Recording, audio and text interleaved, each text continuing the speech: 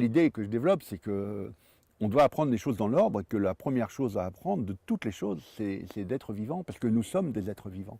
Et si on met des êtres vivants à longueur de temps avec des objets inanimés, eh ben c'est plus difficile pour eux d'avoir accès à ça, accès à ce qui est le plus naturel et le plus normal du monde, c'est-à-dire la vie, quoi, puisqu'on est vivant.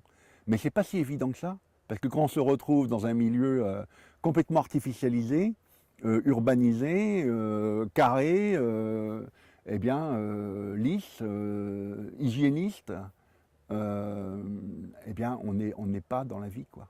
On est vivant, mais pas dans la vie. Et donc, ça veut dire qu'il faut passer par cette case dans l'éducation des enfants maintenant qui sont 80% urbains. Eh ben, il faut passer par cette case nature. Ça fait partie du truc. Voilà. Avant, c'était pas le cas, mais maintenant, ça y est, on a pris conscience. Et en plus, il y a l'histoire du syndrome de manque de nature. C'est-à-dire que maintenant, on n'a plus le droit de ne pas savoir. C'est un peu comme la loi, ça. Hein.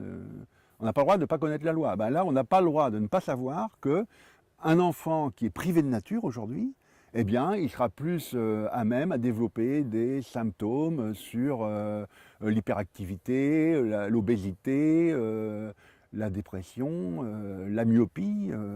Là, des études maintenant, c'est clair, c'est précis, et il y a une différence énorme entre des enfants qui vont fréquenter la nature dans leur vie et des enfants qui ne vont pas le faire.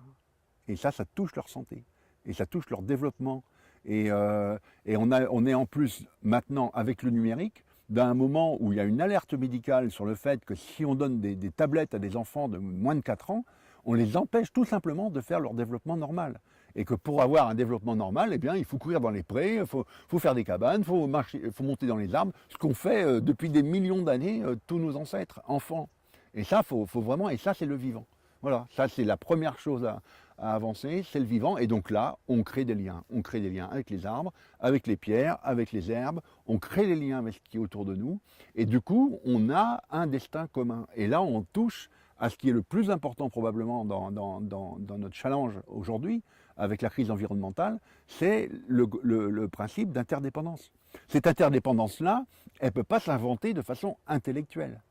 La dépendance et cette interdépendance, elle est sensible. Elle est là parce que on se sent en relation avec des arbres, avec des oiseaux, avec les insectes, avec tout ce qui nous entoure, tout ce qui est vivant, tout ce qui respire.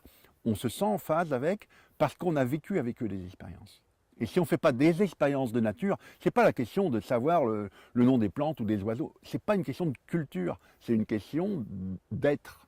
Et qu'avant de connaître, avant de savoir, il faut être. Et être, c'est là où ça se joue. Ça se joue au contact de la nature.